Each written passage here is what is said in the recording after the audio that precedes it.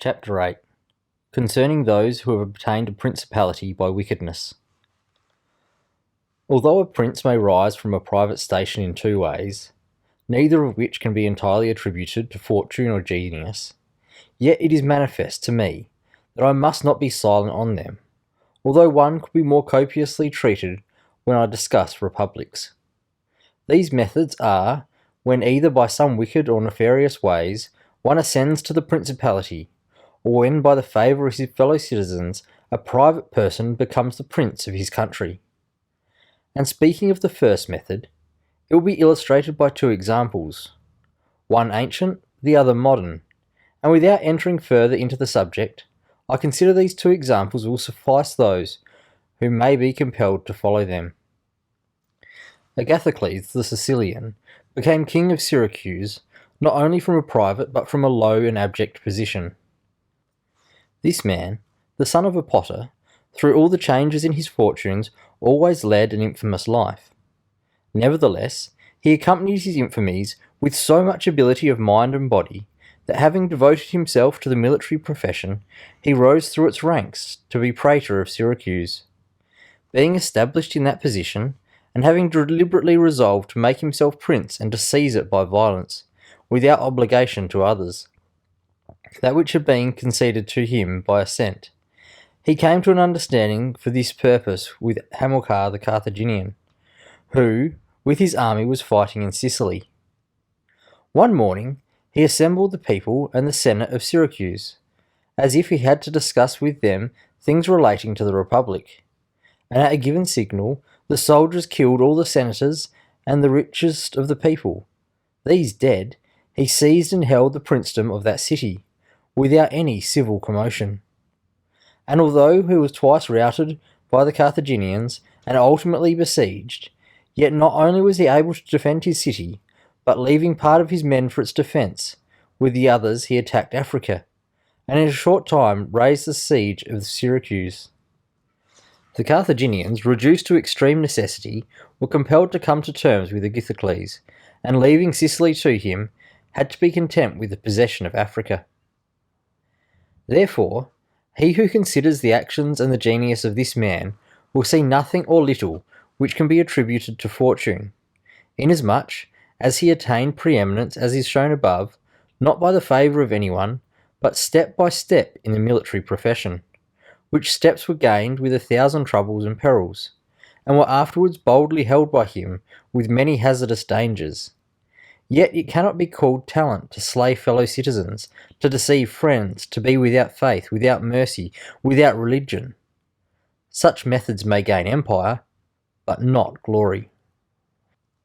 Still, if the courage of Agathocles in entering into and extricating himself from dangers be considered, together with his greatness of mind in enduring and overcoming hardships, it cannot be seen why he should be esteemed less than the most notable captain. Nevertheless, his barbarous cruelty and inhumanity with infinite wickedness do not permit him to be celebrated among the most excellent men. What he achieved cannot be attributed either to fortune or genius. In our times, during the rule of Alexander VI, Oliverotto da Fermo, having been left an orphan many years before, was brought up by his maternal uncle, Giovanni Fogliani, and in the early days of his youth sent to fight under Pagolo Vitelli, that being trained under his discipline he might attain some high position in the military profession. After Pagolo died, he fought under his brother Vitellozzo. In a very short time, being endowed with wit and a vigorous body and mind, he became the first man in his profession. But it appearing a paltry thing to serve under others, he resolved, with the aid of some citizens of Fermo, to whom the slavery of their country was dearer than its liberty, and with the help of the Vitelleschi, to seize Fermo. So he wrote to Giovanni Fogliani that having been away from home for many years, he wished to visit him and his city, and in some measure to look upon his patrimony, and although he had not laboured to acquire anything except honour, yet in order that the citizens should see that he had not spent his time in vain, he desired to come honourably, so would be accompanied by 100 horsemen, his friends and retainers, and he entreated Giovanni to arrange that he should be received honourably by the Fermians. all of which would not only be to his honour, but also that Giovanni himself who had brought him up. Giovanni, therefore, did not fail in any attentions due to his nephew, and he caused him to be honourably received by the Firmians, and he lodged him in his own house. Whereas, having passed some days, and having arranged with what was necessary for his wicked designs, Oliverotto gave a solemn banquet, to which he invited Giovanni Fogliani and the chiefs of Fermo. When the viands and all the other entertainments that are usual at such banquets were finished, Oliverotto artfully began certain grave discourses, speaking of the greatness of Pope Alexander and of his son Caesar, and of their enterprises, to which discourse Giovanni and the others answered. But he rose at once, saying that such matters ought to be discussed in a more private place, and he betook himself to a chamber, whither Giovanni and the rest of the citizens went in after him. No sooner were they seated than soldiers issued from secret places, and slaughtered Giovanni and the rest. After these murders, Oliverotto, mounted on horseback, rode up and down the town and besieged the chief magistrate in the palace, so that in fear the people were forced to obey him, and to form a government, of which he made himself the prince.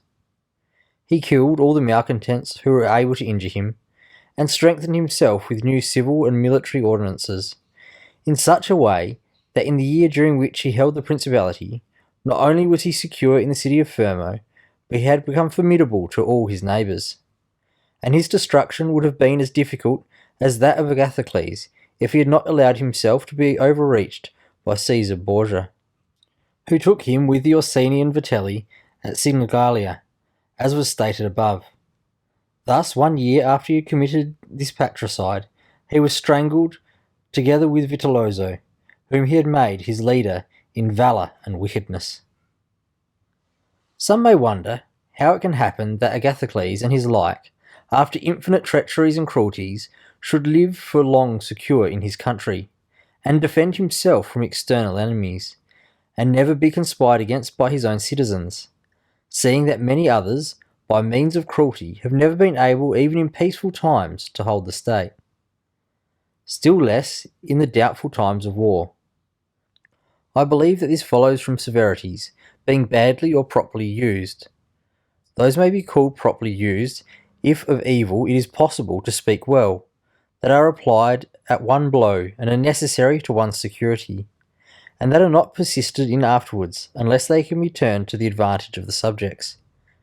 The badly employed are those which, notwithstanding there may be a few in the commencement, multiply with time rather than decrease. Those who practice the first system are able, by the aid of God or man, to mitigate to some degree their rule, as Agathocles did. It is impossible for those who follow the other to maintain themselves. Hence it is to be remarked that in seizing a state, the usurper ought to examine closely into all those injuries which it is necessary for him to inflict, and to do them all at one stroke, so as not to have to repeat them daily. And thus, by not unsettling men, he will be able to reassure them, and win them to himself by benefits.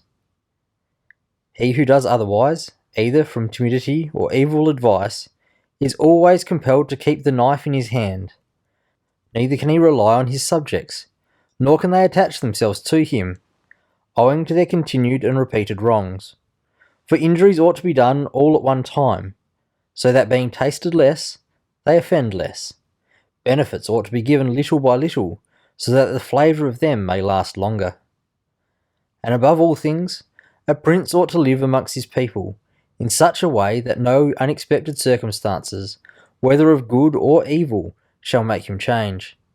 Because if the necessity for this comes in troubled times, you are too late for harsh measures, and mild ones will not help you, for they will be considered as forced from you, and no one will be under any obligation to you for them.